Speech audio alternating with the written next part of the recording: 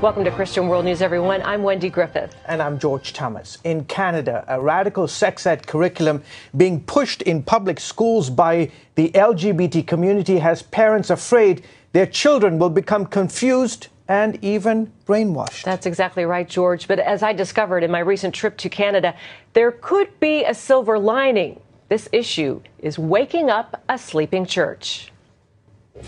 A family can be made up in many different ways. It's called SOGI, for Sexual Orientation and Gender Identification, a curriculum that teaches public school students across Canada to celebrate the homosexual lifestyle and that gender is fluid.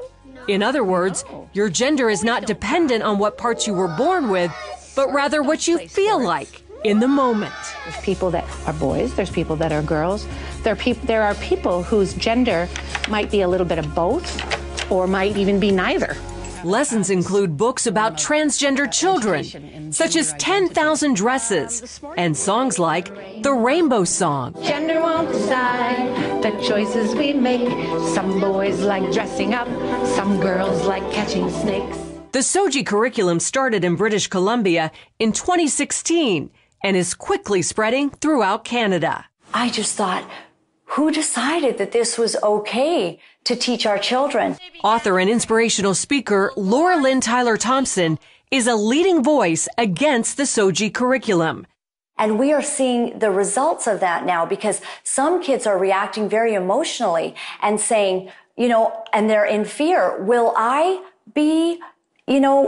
suddenly struggle with feeling like a different gender inside of my body? Carrie Simpson of Culture Guard, another leading opponent, calls the curriculum nothing short of child abuse. All those beautiful qualities that make young girls, beautiful girls and women, are being basically vilified. The things that make our boys boys are being, taken from them. So things of equating young men to being strong protectors is something that's now evil. But Morgan Auger, a transsexual and supporter, claims it's about acceptance, not indoctrination. The idea is to teach kids that there are gay kids and there are trans kids and there are trans parents and gay parents in our society, and everybody's wanted and desired. After all, that's what our Human Rights Code says, and it's the role of schools to teach the following of our laws, right?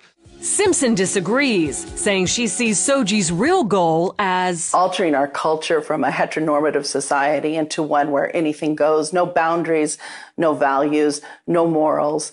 It's a hedonistic cult, basically, what they're implying. Another blaring example, drag queen story time. It's happening in Canada and America, where some public schools and libraries invite drag queens, some dressed like horned demons, to read to young children. And it's a social deconstructionist agenda. They're using children, little 5-year-olds, to accomplish this. And parents are waking up and saying no. When asked about parents' rights, Auger says, well, actually, in Canada, parents' rights are limited and children's rights are put ahead. So the child has the right to be protected from the parents when the parents behave badly. Canada is known as one of the most gay-friendly countries in the world, with many of their largest cities featuring their own gay villages, like here in Vancouver, which has literally rolled out the Rainbow Road. Most gays, like village resident Dave Davy DiCarlo, support SOGI and limiting parental rights. The change that we have to see is sometimes the parents, and the kids are doing actually really okay. This is very scary stuff. Longtime Vancouver area pastor Kevin Kavanaugh says this is far more serious than most Canadian Christians realize. Our problem is not the teachers, the educators, the administrators. This is a battle in the heavenlies. He says Satan is going after their most vulnerable, the children. And the little girl came home in tears because the teacher had told her, since she was playing with some toys in the class that were deemed to be masculine in nature, that she was likely a boy in a girl's body. The mother went to the school the very next day, and instead of having any sort of tolerance or support or understanding, she was actually called names. She was told that she was a homophobe, that she was a bigot. With that in mind, Tyler Thompson, Simpson, and Pastor Kevin are spreading their message across social media and in town hall meetings. The pro-gay backlash has been fierce. And the hatred and the anger and the bullying that came against us, even though we said, we love you, we don't take from you the opportunity and the freedom to live as you choose. We love you, but we do not agree with you. Pastor Kevin believes Canadian Christians are in a 2 Chronicles 20 moment. The word was this battle is not yours, Jehoshaphat.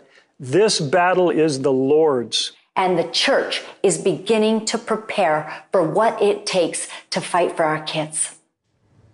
And George, this battle is unfortunately far from over, but some Christian leaders say it could be the issue that wakes up a sleeping church in Canada. What's been the reaction to the story? Well, the story